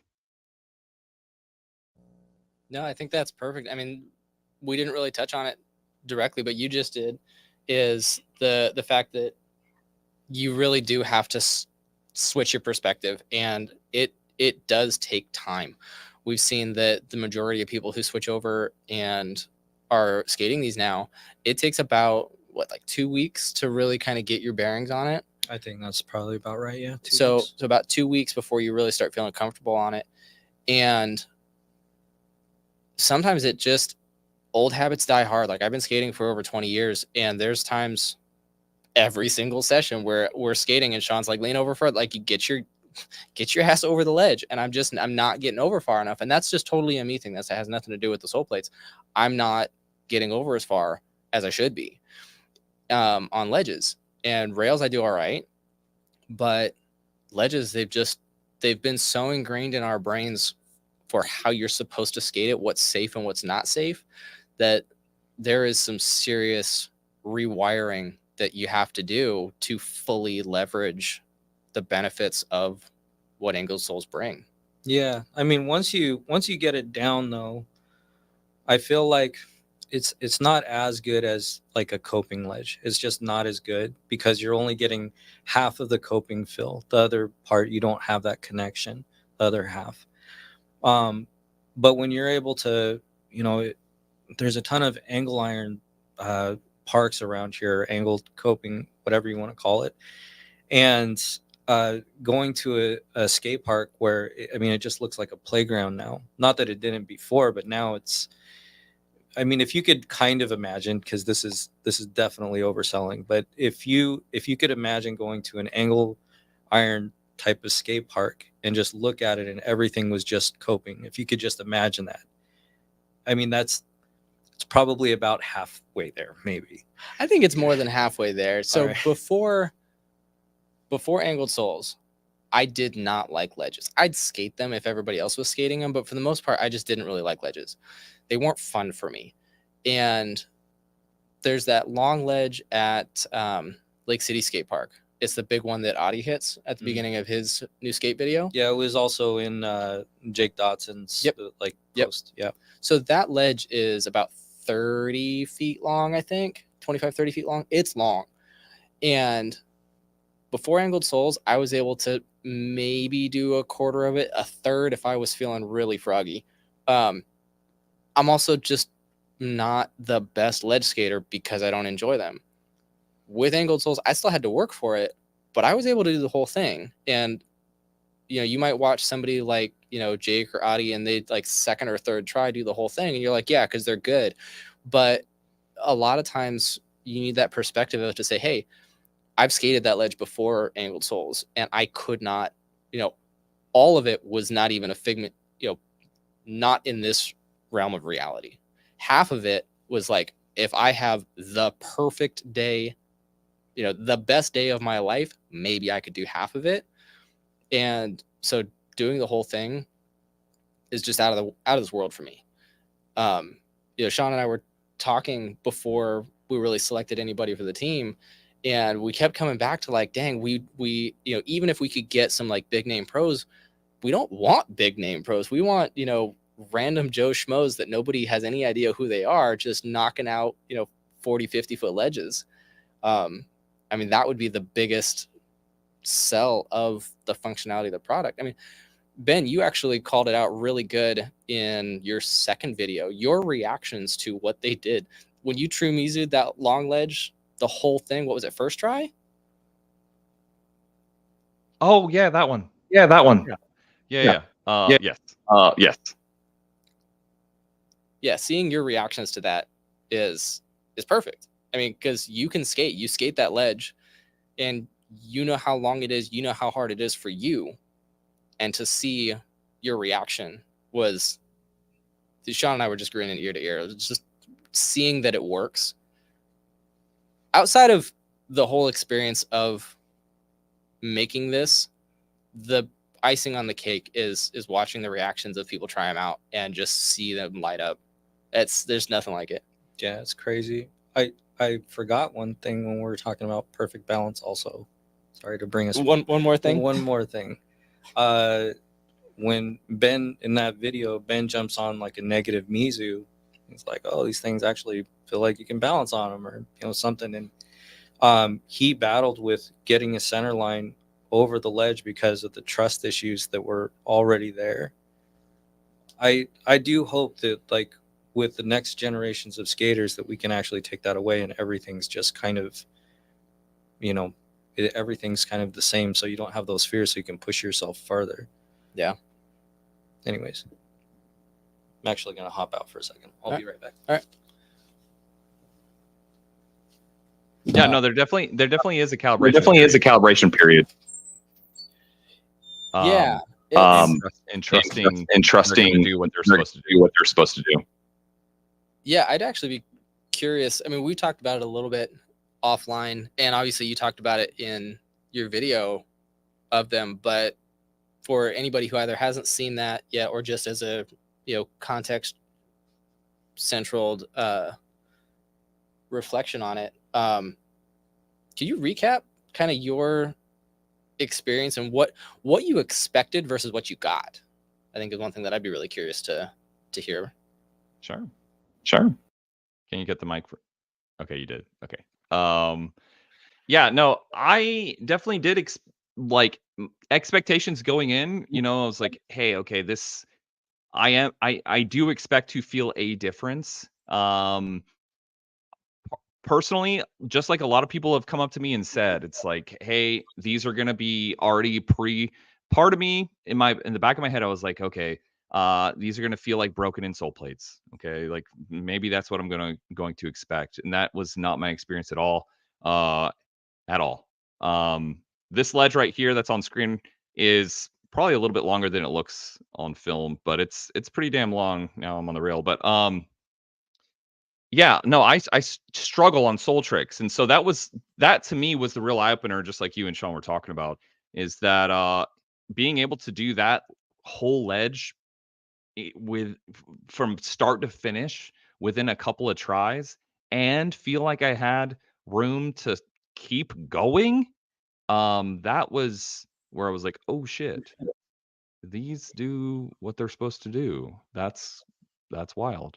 But yeah, again, just to echo what I said earlier, is that like there is a real calibration period where you're like, you have to trust. You have to jump on the ledge like it is a rail. You have to recalibrate your brain to because it's not intuitive at first. It's like you're really trying to learn a new language here, is what I felt. And I'm not showing any of the clips that I wanted to show,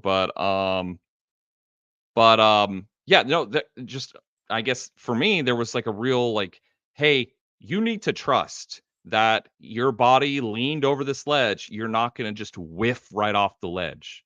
And so that took a while for me.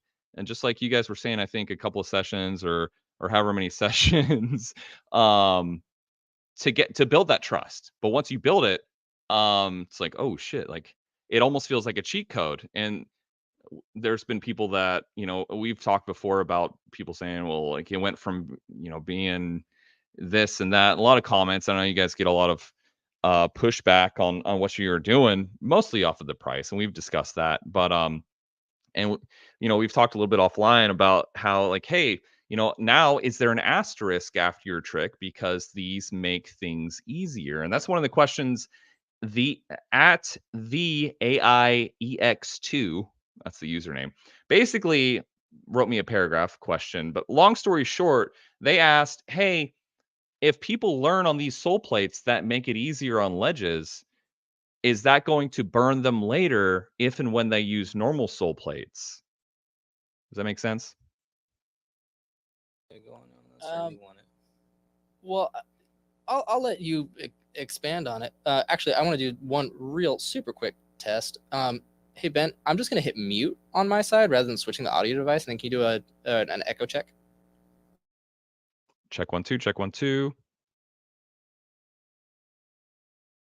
Can you hear us? Was that easier? Did that work? Yes. Okay. All right. That makes switching back and forth so that we can both talk a lot easier. So I'll start it off and with kind of an idea and then let Sean run with it. So that concept of, well, if I start with Angledsouls and then am I going to get burned by having to go back to it later? You did. Outside of the context of skating, does everybody remember when they were learning to drive and the handful of people learned how to drive with an automatic, everybody else would be, oh, you got to learn how to drive on a manual, because what if you need to drive a manual someday? How many car manufacturers even make manual transmission cars anymore? Not that many. So yes and no. It's kind of irrelevant. Let me hop in. Yeah. Okay. So so there was like a lot of frame development, right, over the past, I'd say, I don't know, 10, 15 years, something like that. And the whole flat boom and all of that stuff, right? Not a lot has happened with the soul plate. If I said it's not the best soul plate and balanced for that, because if you look at like a regular flat soul plate, there are still things that it does do better on the very end of the scope. There are certain things that a flat plate will do better, but the lion's share of the work, the angled soul plate is the best. So yes, you're going to get ruined. I don't know what else to say. It's a better soul plate. It's not a cheater soul plate. It's just the next step of soul plates. Yeah. So there's going to be other versions that come out. There's going to be other things that come out. It's not like it's a one and done. So far, we're on what, 51 or 51 like iterations just on the SL. So moving forward, this will be the worst version. Moving forward, Yeah. there will be other versions. I think that it's pretty darn knocked out now. I never say darn. That's weird for me to say. But that's kind of why I use the car analogy, is that, when automatic transmissions first came out, everybody's like, oh, you're going to get ruined. It's lazy. It's easy. It's like, yeah, you're going to get ruined, but why is that a problem? I know nothing about skateboards. You know about skateboards, but like on a banana skateboard, it's flat, right? And then basically there's the modern skateboard that has the two lips on it. When somebody's doing a tail slide or no slide or whatever, they're up on that angle. Yeah. What is that? That's what they're called, right? It's tail and nose. Okay, Yeah. there we go. You aren't going to see people trying to do modern tricks really on a banana board. Yeah. On a banana board. California fish board. Yeah. Yeah, I think that's perfectly valid. And we got this set up, and I wasn't sure whether it was, where we wanted to fit this in or not. But one of the questions that we've seen come out, and Ben, you actually had this question as well, is how are they going to perform on big rails? How are they going to perform on fat stuff? And we really appreciated your sketched up version of like, hey, this is how I kind of think it might sort of work. That was actually really entertaining. I like that a lot. But Sean and I watched it. We're like, A+ for effort. He's wrong. But I've got some CAD stuff to show you. So I'm gonna share my screen real quick. And actually, Ben, if we can, before we get into that, can we have Ben talk on like when that session they had with Jumbo just a little bit ago, he tore up that fat rail. Oh, and yeah, like, that one that you're was just good at sticking fat out. rail stuff anyways. Like, you're really good at it, but just what you felt. Well, can you and I do expand one more, is not just how you felt, but how everybody else who was there reacted to that. Because there was you skating it, and it's really easy to go out and be like, oh, this spot was easy or hard or whatever. But when you're out there with a bunch of other guys who are also really good skating the same thing, and at least based on the edits, it was kind of night and day as to who was really killing that spot. I'm really curious about your feelings, but also the reactions that you got from the people who were there with you. Sure. Yeah, so if you didn't see this video, this is a big fat rail here in Barcelona. If you don't know, I'm in Barcelona right now. But this fat rail, I mean, it's a fatty.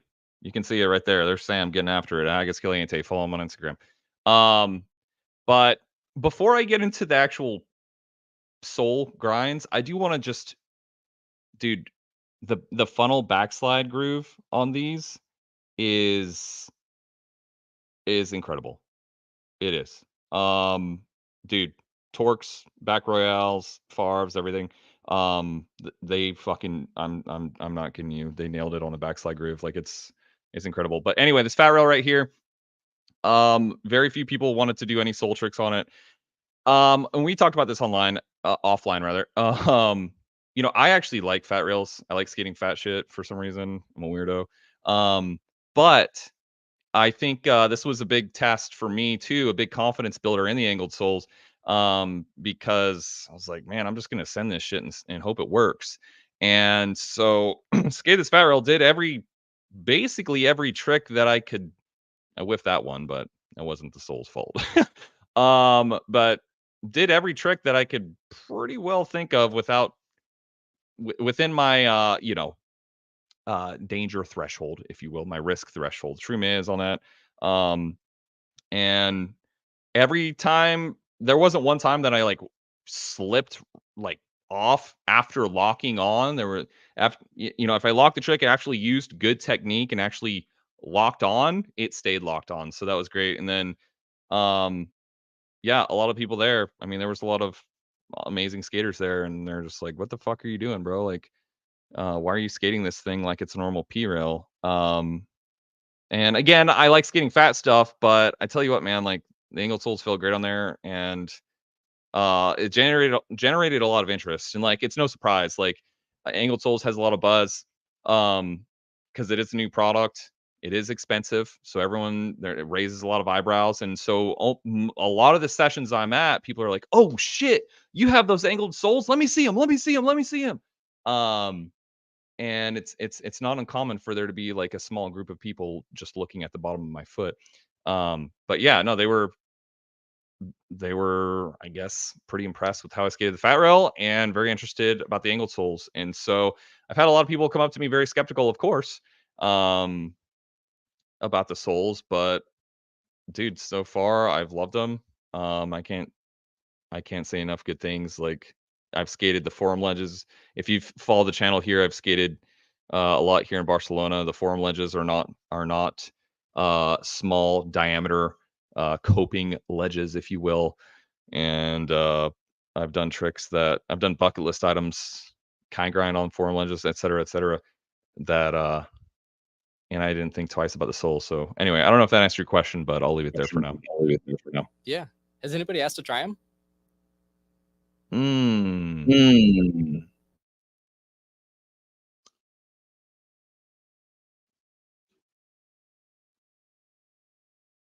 People have been interested, but it's just not been a good opportunity to be like, "Hey, here's my skate, take it and use it." Because either I'm sweaty as fuck because I'm a sweaty ass dude, or they don't fit their feet. So there's been people that have been curious to try them, but it just hasn't worked out for one reason or another. It's at the end of the session, or the skates don't fit, or whatever like that. So that makes sense. I was just curious.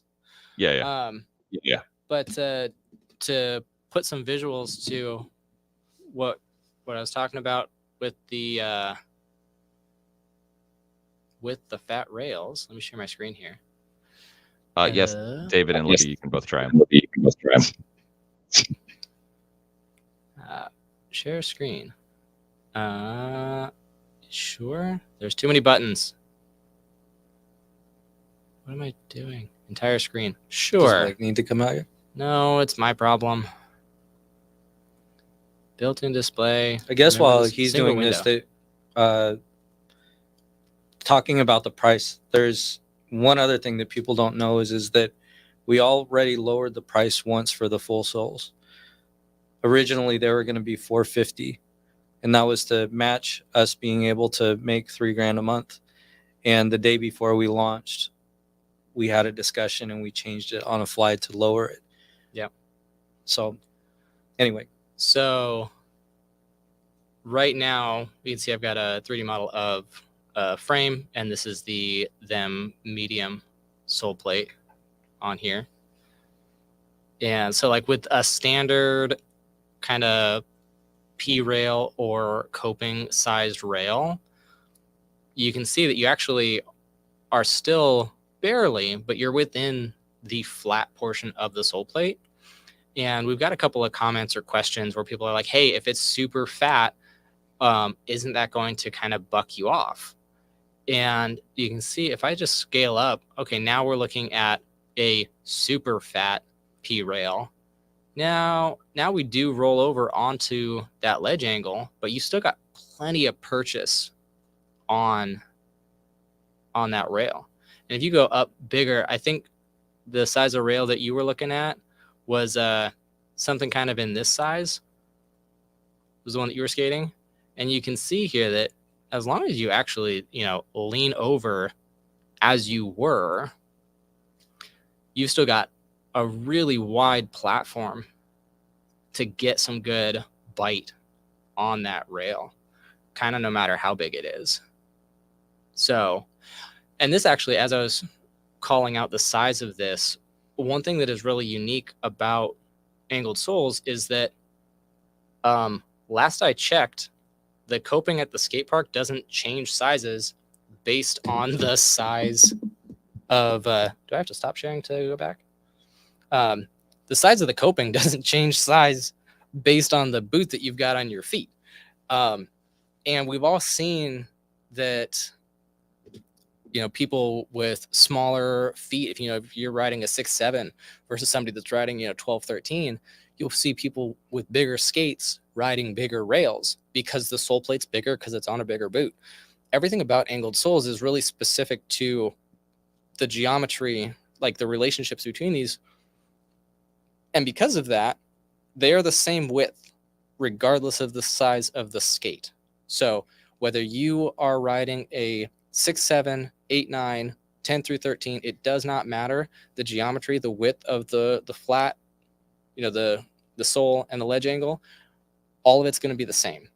So within that boot. Within that boot, yeah. So there is going to be very slight variations from one boot to the other because we are taking into consideration the design and function of the boot itself. Like people buy an SL over a 909 or vice versa for one reason or another. So we are trying to take into consideration the market of who buys that boot. Why does somebody buy, a 909 versus a Faction versus a whatever?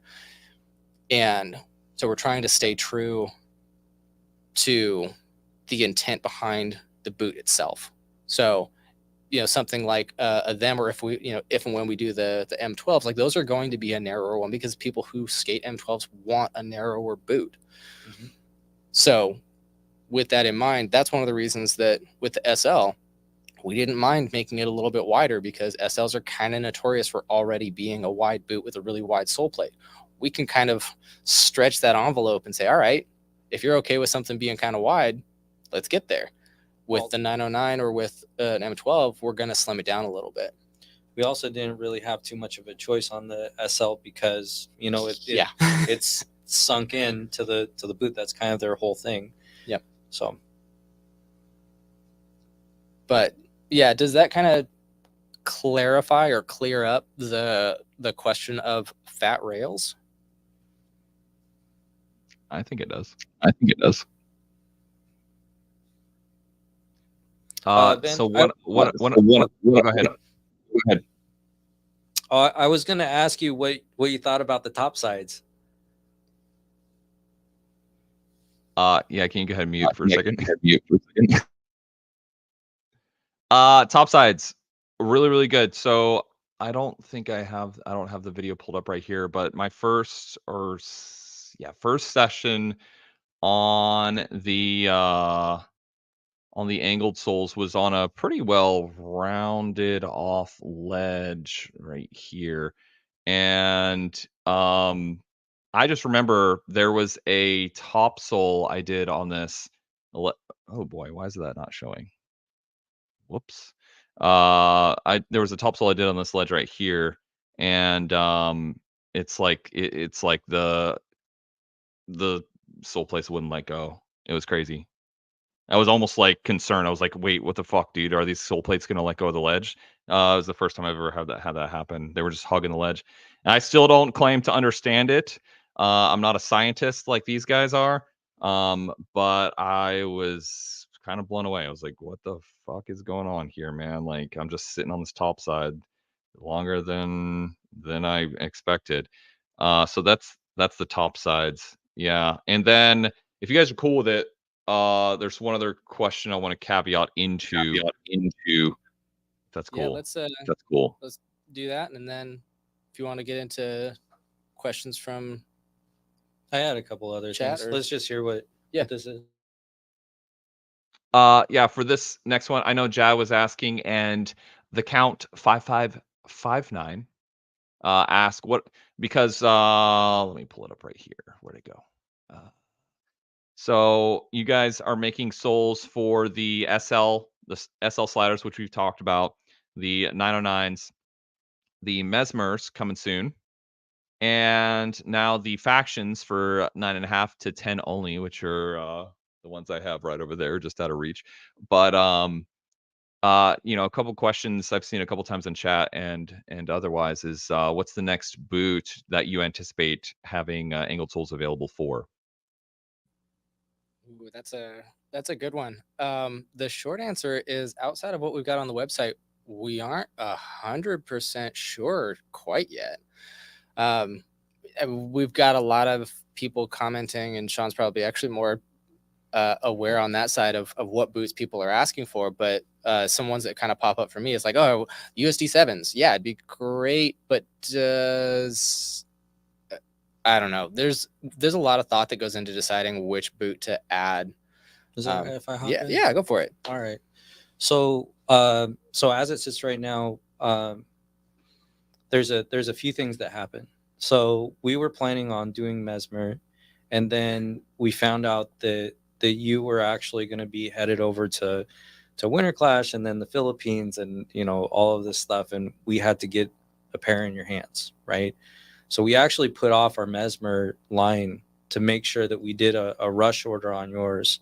And by the way, thank you, Adrian Rogers. Like, you were the man to come through and let us like 3D scan all your stuff and gave us skates and everything. But then we ended up having Ben ship his. But there was a little bit of a holdup there. So now we had a faction, but we're still like kind of in the middle of doing 4 sizes right now for Mesmer. And it's important to note that every size of skate, it takes us about 3 weeks of us to be able to go through everything that we need to make sure that it's actually a shippable product. Like, we skate it, we do a bunch of different things before we actually release everything. So each size, and we're in the middle of 4 Mesmers right now, and we also have a couple pairs of factions also, so we're trying to figure that out. But right now we're kind of on factions for right now. We have somebody who sent us their skates, a customer that wanted a pair, and he was willing to pay the extra shipping. Thank you, by the way, Justin, for doing that. And we're going to give him like an extra week before we release the product so that he can try them out for himself. But after we're done with all of that, like, we are definitely open, but we've also had to kind of rethink a few things. So I really wanted to do a sway because I wanted to do a USD product, but I don't know if that really makes sense right now. Because of the price point, you know, it seems like a lot of the people that are really having the hardest time about the price are the people that buy, you know, more of a budget skate. And so, you know, looking at different skates that are in the, you know, medium to higher range target markets, it seems to make sense to go more with that, just to have more orders so that we can make sure that we can get to the rest. And keep following through, because we want to make sure it just keeps on going smoothly. So, I mean, I think that we were thinking of maybe possibly like a Seba. We were thinking about also a Shadow Soul. We're thinking about M12s. We were thinking about USD carbons. USD carbons, of course. You know, so there's a lot that we're looking at, and you know, the more you guys reach out, the more that, you know, you say something, the more we're going to take notice. So if you're shy and you want some, like, tell us. Yeah, for sure.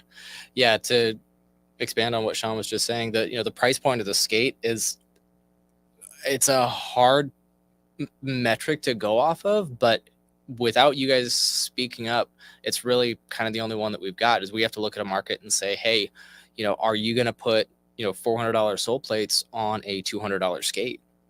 Probably not. Are you going to put $400 soul plates on a $450 skate? Okay, now we're talking closer numbers. So it's a lot of thought that goes into it, though. But right now we got our backlog with the Mesmers and the factions, so we got some time to think. But I got one last thing to say. So Cody Smith from the Blading Code, our new writer, we're in talks right now to do at least a few sizes of Solomons. So if you're into don't I know don't I know we're not doing Solomons. We're gonna do them, but yeah. Anyway, what's another question that you have, Ben? Might want to mute. We can we can open it up to chat. Hey, for anything we haven't covered, we've been going for hour 45 now, so we've covered a lot. So go ahead and shout out your questions in chat. Please preface your question with all caps questions so I don't miss it. So I don't miss it in chat.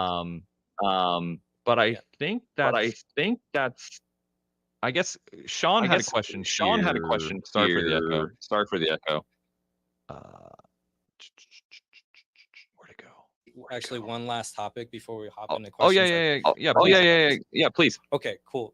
So like, we've been working with YouTubers, right? And we picked up a couple. Well, we picked up a couple and announced it this week that we've been working with YouTubers. So I know that a lot of people are going to say like, oh, it's a build up to get to the final boss and Ask Ben, right? So that to end that story, we asked Ben a long time ago, about a month or so ago, if you'd ride for us as a pro. And we did a lot of different things as a company internally to shift things around to make it available for you if you wanted it. He said no. And he turned it down in a very good way. Don't get me wrong, like I was a little heartbroken over it. I think David was too. But I think that we're now in a really good place. But as far as our second pro spot, we're not sure what we're going to do with it as of right now, but we're using it for advertising dollars for right now. Yep. So no, and Ben, really appreciate how you said no. That, like Sean said, it was a little bit like gut punch to be like, oh man, we shot our shot and he said no.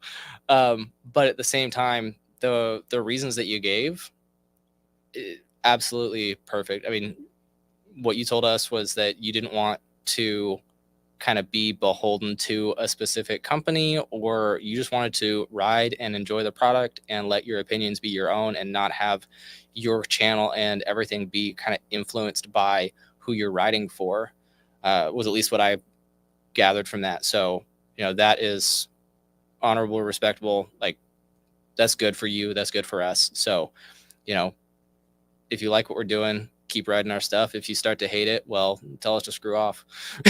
yeah, mute him so we can. Yeah, no, that's basically exactly it, man. It's that a big part of it is that the same reason, and we talked about this offline, is a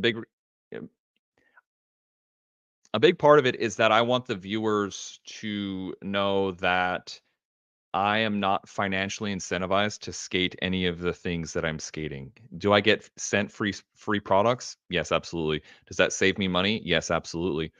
But I want people to know that I'm skating products because I like them, I love them, and not because I'm trying to sell them to the viewers. I get no royalties off of anything.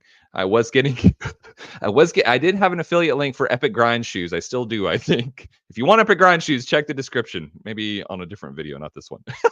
But no, I think, and I explained this to you guys, and thank you for being very receptive to it. But it's, I think it's a weird way to kind of maybe spin it is the wrong word, but if something is on my feet as my daily drivers, it's because I choose explicitly for it to be there, not because I have any other incentives to do so. It's because I have the most fun on it and I enjoy it the most. So that was really the core of it, the crux of it. So that's it.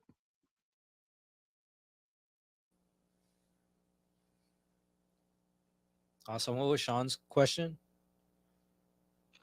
Oh, Sean's question was basically would you consider doing like a lower tier lower tier material material at a cheaper price point? at a cheaper price point? We are open to the idea, finding that material and finding a way to make that actually bring the price point down is To have complicated. to have it look the same, it just won't, for a price point reduction. Like our mill it's not like out the box, and we have to do all these upgrades. We already made all those upgrades, so the mill cuts through it like butter. It's if we did it, it would have to be something that's quite a bit blocky and ugly for us to be able to really ramp up a whole bunch of pairs Yeah. to be able to do it. It wouldn't really necessarily be the material so much. Like it's really going to be the time that goes into it. So I mean, if we were able to completely rechange the design, I mean, everything on this has to be reinforced because you're leaning over so hard. So it's, if you want something ugly and mass produce it, we could, but we wouldn't love it. Yeah, that's actually a really good point. Is a significant portion of the machining time is just doing these, smooth organic contours on the outside of the. Actually, can you grab me the 909? Yeah. All of these curved contours, these take a lot of time to machine. So the biggest way to cut cost would actually be to get rid of this polished design. If we made it fairly blocky or just a fixed taper all the way around, we'd be able to cut down machining time fairly significantly. And that would probably be the shortest way, shortest path to cost cutting. But we haven't had anybody ask us to produce a worse looking product. I mean, that's half the, at least from where I'm sitting, that's half the selling point for these, is that they're just so goddamn pretty. Yeah. If you want like Lego feet, we could theoretically make it, but it's like, we won't love it. Yeah. So like, I mean, we could make the angle way bigger. You guys are saying, oh, the soles are so big or whatever. Like, because it's going up, like we can keep going. We can keep going in that direction and make ledges really easy, like super easy. We'll make that thing a foot out. It'll weigh a ton, but like we can do it. They give a whole new meaning to sit down on the ledge. You just get this like seat attached to your boot. You just sit over on the side of the sole plate. Let's see. Let's see. What's the what price is- point? What's the and price current wait point time and for a current custom wait time pair of for a custom soles? pair of Hard to soles? talk with the echo. Hard to talk with the echo. Sorry. No, define custom pair. I mean, every single pair is made to order. So if that's your definition of custom pair, is that they're made for you, I think right now we're looking at about a 1 week lead. So if you ordered a pair today, they'd be shipped within a week. Yeah. I mean, the last ones that we did, I think it was like 3 days. Yeah. So it's just, if it ever gets too busy where we're over a week basically right now, we just shut off sales until our workload's done. We're getting close to it, and then we'll turn the sales back on. Yep. So will there be color variations? We would love to be able to offer that. they will in 3D. Yeah, in 3D there will be. So a reason for the restriction on color is the material. We have to buy it in bulk. So when we're having it manufactured for a custom blend, we have to essentially order enough material to produce about 500 pairs of sole plates. If you do the math, 30 pairs a month, 500 sole plates, that's a lot. So we are open to doing different colors in the future. Right now, at our scale and being so young, our our sales numbers just don't justify it yet. And if we're going to say, hey, 10% of the people that order are going to want white, we've got to make sure that we're set up for it. So it's a lot of material that we have to order at once. The other part about that too is like white's going to be pretty easy, and we'll probably sell kind of close to where black is anyways. But for other colors, there's going to be like additives thrown into it. So we start getting to that watering down the actual material a little bit. So, it's a little bit risky. Like if somebody wants a pink soul plate or green or whatever it is, we're running a risk, and we won't know what that wear pattern is until months after that order. And we could end up getting stuck with a massive bill and a bunch of shitty plastic. Yeah. So we're open to the idea. We just haven't figured out the minutia yet. Mm-hmm.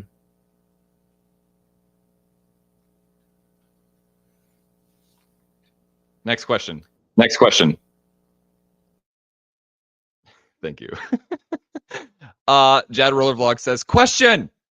Don't change the 909 V3 or I quit. Sorry, I lied about the question. So we'll go on to the next one. Sean Michelson says, question for both of you. And let's not dive into the semantics. Just let's just keep it 1 or 2 word answers. Question for both of you, Savannah or Alley Unity? I know we're getting a little off track here. I'm sorry. Sav, back Sav all day. Savage. That's why I like you guys. Let's see. When you come up and show me an alley-oop torque, then we'll have a different conversation. Ooh. I think that we hit most of the questions. Yeah, what did we not cover that you guys would like to cover to kind of finish this up as we approach 2 hours? This has kind of been a marathon. So walking through all of this, in all honesty, like the biggest thing that I want to say is just thank you to, I've got a list of people, and I'm sorry that I'm going to take you guys through this. So, but seriously, all of our customers, thank you for taking a chance on us. You didn't have to do that. You didn't have to, but you did. And it really like makes our day every time that an order comes in. It's not from a money standpoint, is that we haven't given any information on how this works, where the whole reasoning, the money thing. Like you didn't have to do that. You could have stuck with your stock soul plates, and you just thought it was cool, and you bought it, and then we get to see you skate it. It's like the greatest thing for us. Jonathan and Zach, of course, you're my guys. Kevin Dalgard for putting this all together.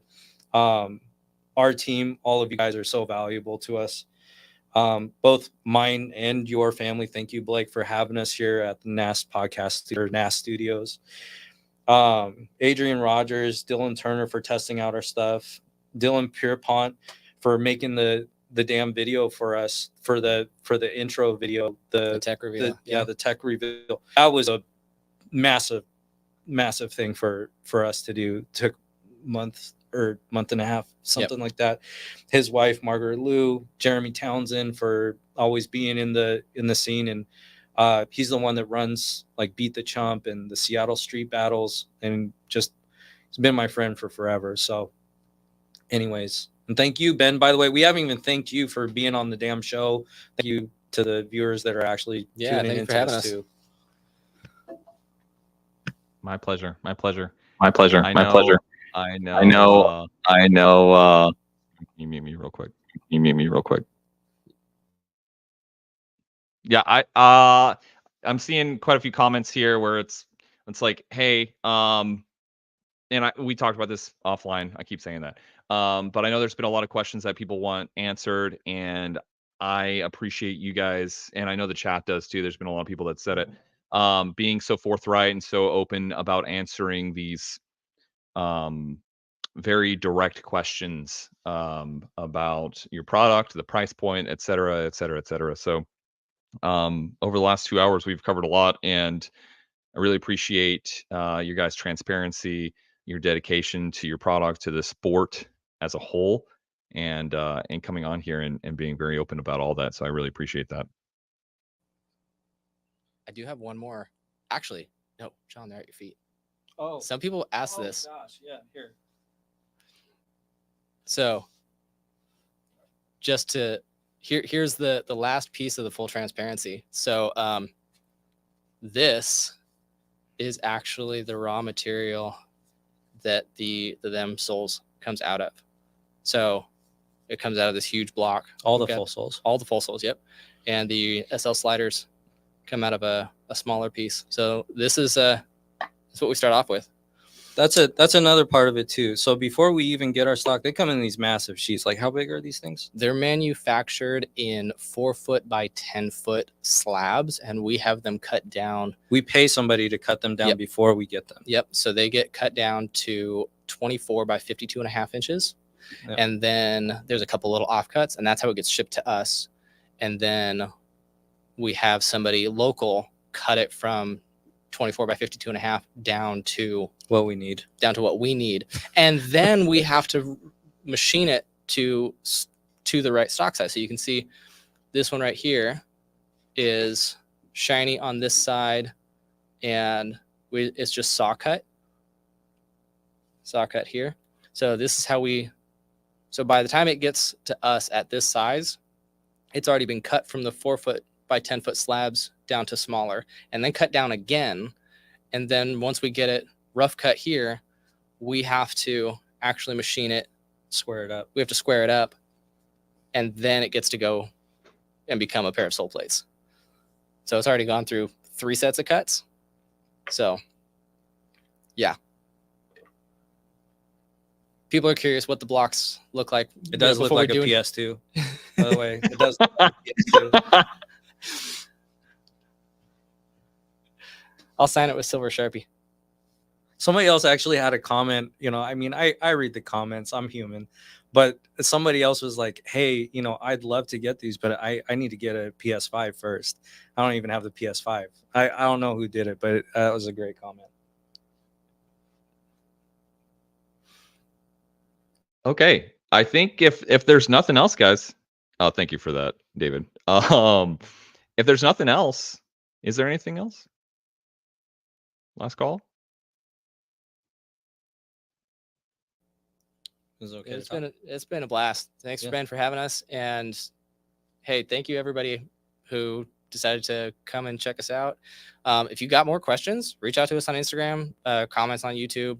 You know, we've got all of our handles on there. So if there's anything that you want to ask, maybe in a slightly more private forum, by all means, let us know, and we're here to answer any questions you got. Yeah. Also, Angledsouls.com. That's where you go to order. Angledsouls.com. They aren't going to be in any store because stores, they have to have their 4X to basically sell. So we aren't able to do that. We opened up our books for you guys. We're the first rollerblading company that I know of that's actually done that. So feel free. Our doors are open for any questions if something pops up next week. So Cody, when you beat me, I'm gonna nominate Ben to go up against you next. Dude, that's fucked up. He's calling you out now. Let's go. I'm ready. Let's go. I'm ready. I'm not ready, but I'm down. No, I think it's gonna be a lot of fun. So for people who are out of the loop, I was talking to Cody a couple months ago, and I was like, hey, we should do like a remote game of skate where we just like play it over Instagram, video call, and just do like a P-rail or something, like just to mess around. And it's been rainy, and I've been dealing with family stuff, and everybody's sick because it's Seattle winter here. And so like once a week he's like, hey, when are we gonna play skate? And then he'll send me a picture of like him just sitting on a bench. It's like me waiting to play skate with David. And so as soon as it gets dry enough here, me and Cody are gonna play a game of skate, and he is going to destroy me. There's no question there. I think that he's gonna like play nice for the first little bit, and it's just going to be a friendly, not very competitive game of skate. And then when we get down to like the last 2 letters, he's just going to throw out 450 kg, and I'm just going to stand there and start brain melting and just give him the game. Yeah. But yeah, we're trying to start something new. So when I lose, because it's not an if, it's a when, I'm going to nominate you, Ben, and then you're going to have to play him. I don't think I have a better chance. I don't think I have a better chance than you, Doug. Okay, guys. So all Angled Souls information down in the description. Follow them or go to their website, angledsouls.com. Again, it's all down in the description. Instagram at Angled Souls, here on YouTube at Angled Souls. Good branding, guys. So thank you guys so much for coming on. I hope you guys got a lot out of this, a lot of questions answered. I know a lot of questions have been bouncing around the community for quite a while now, and hope you got something out of it. Thank you, David and Sean, for both coming on and again being so transparent about your product, about the process, about everything from start to finish. I really appreciate that. You're welcome on here anytime. We can do a V2 later on down the line. Just to sort of catch up at any point in time. So you're always welcome. And yeah, I think that's pretty much it. So thanks, guys. I appreciate you coming on. Awesome. Thank Thanks. you, Ben. Yeah. Also, if you ever just want to like rip apart like skating tape, why something worked or didn't, I'd love just to chat. So something I do in my spare time anyways. Dude, that'd actually be kind of a fun idea for like this is never gonna end. A subgenre is do like skate analysis. I love that shit. I'm all about it. All right, guys. Hey, thank you all for watching. Really appreciate it. Make sure to like and subscribe to the video, all the YouTube stuff. And again, check out Angled Souls down in the description. Take it easy. Take it easy. Thanks. Bye. Damn, with the fade out. And with the fade out, that's fire. Ooh, fade out.